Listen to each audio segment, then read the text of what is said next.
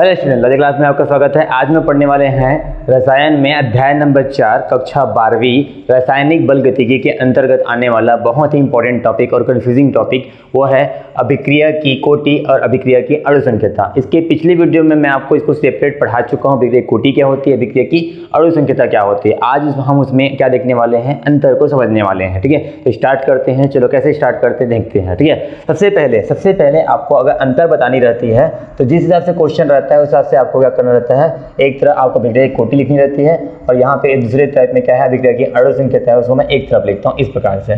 फिर इसके बीच में इस प्रकार से एक खंड बनाया करो। ठीक है, और इस खंड के एक तरफ आपको क्या करना है, अभिक्रिया की कोटि के बारे में लिखना है, एक तरफ अभिक्रिया की अणु संख्यता। इन दोनों में आप तुलनात्मक रूप से क्या करोगे, अध्ययन करते हुए आप इसमें तुलना भी या फिर अंतर भी बताने वाले हो। ठीक है, तो सबसे पहले हम लोग क्या करेंगे, सबसे पहले हम अभिक्रिया की कोटि और अभिक्रिया की अणु संख्यता में अंतर बताने के लिए सबसे पहला का आपको परिभाषा बोलना है। ठीक है, इसमें ही परिभाषा बोलेंगे, इसमें ही परिभाषा बोलेंगे। मैं आपको परिभाषा पहले ही बता दिया हूँ। अभिक्रिया की कोटि क्या होती है मैं और आपको क्लियर कर देता हूँ। अभिक्रिया की कोटि हम उसको कहते हैं किसी रासायनिक अभिक्रिया की दर में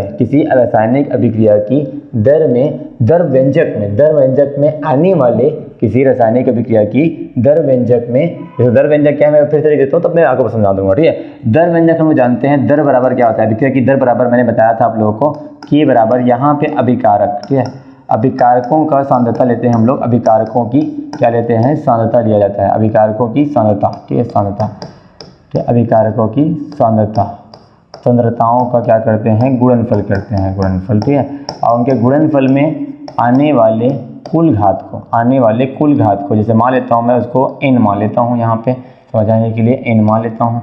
ठीक है, और ये जो n होना चाहिए प्रायोगिक तौर पर निकाले गए वैल्यू होना चाहिए, रस निगमित गुणांक होना चाहिए किसके, अभिकारकों के। ठीक है, तो आप इसकी परिभाषा इसको देख के भी बोल सकते हो। ठीक है, किसी रासायनिक अभिक्रिया की दर व्यंजक में या फिर दर में आने वाले अभिकारकों की सांद्रताओं के गुणनफल के घातों के योग को, कुल योग को अभिक्रिया की कोटि कहते हैं। ठीक है, ये आपको बोलनी रहेगी। ठीक है, ऐसे करके मैं परिभाषित कर दिया हूँ। ठीक है, लेकिन अभिक्रिया की अणु संख्यता क्या होती है, अभिक्रिया की अणु संख्यता उसे कहते हैं कि किसी रासायनिक अभिक्रिया में आने वाले धीमी पद में अभिकारक के कुल अणुओं की संख्या को हम लोग क्या कहते हैं, अभिक्रिया की अणु संख्यता कहते हैं। ऐसे करके मैं इसका परिभाषा आप लोगों को बता दिया था पहले भी और आज भी मैंने बता दिया। तो परिभाषा जो है वो पहला अंतर होता है।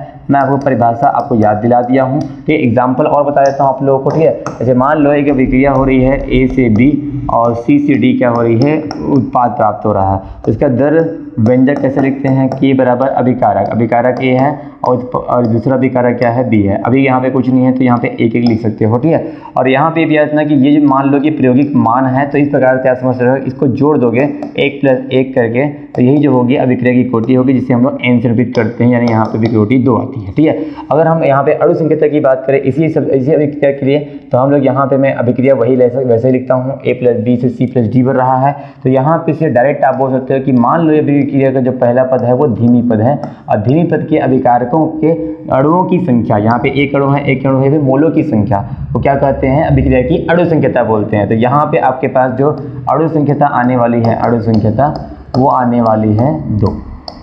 ठीक है, अब ये भी याद रखना है कि इनमें अब अंतर क्या रहा, क्योंकि अभी अभिक्रिया की कोटि भी 2 आई, अणु संख्यता भी कितना आया, 2 आया। ठीक है, क्योंकि ये प्रायोगिक तौर पे निकाला गया वैल्यू नहीं है, प्रायोगिक आधार पर देखा गया था कि अभिकारकों के जो सांद्रता में जो घात आ रहे हैं वो रस निगमित गुणांक है, जो कि अलग भी आते हैं। तो आपको ध्यान रखना है कि अभिक्रिया की कोटि जो है वो प्रायोगिक तौर पर ज्ञात किए गए अभिकारकों की क्या होती है, रस निगमित गुणांक होती है। ठीक है, तो यहाँ पे मैं एक पॉइंट अपने समझ गए होंगे यहाँ पे कि रियल में अभिक्रिया की कोटि जो होती है एक प्रकार से देखा जाता है प्रायोगिक होती है। क्या होती है, प्रायोगिक। ठीक है, यानी प्रायोगिक तौर पर ज्ञात किया गया मान होते हैं। ठीक है, याद रखना।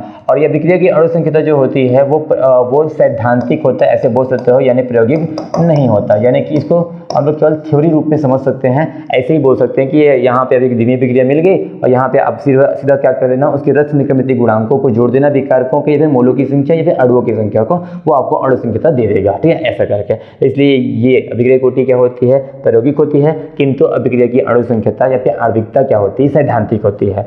अब मैं बात करता हूँ मान की। वैसे आप लोगों को बता दूं कि अभिक्रिया की कोटि जो थी, अभिक्रिया की कोटि, ठीक है, वो क्या थी भैया, अगर देखा जाए तो शून्य भी हो रही थी। ठीक है, अभी शून्य की बात नहीं करते हैं, लेकिन अभी के लिए बात करता हूँ कि हम लोग धनात्मक मान भी लिया करते थे इस प्रकार से, जिसको हम बोलते हैं धनात्मक पूर्णांक संख्या।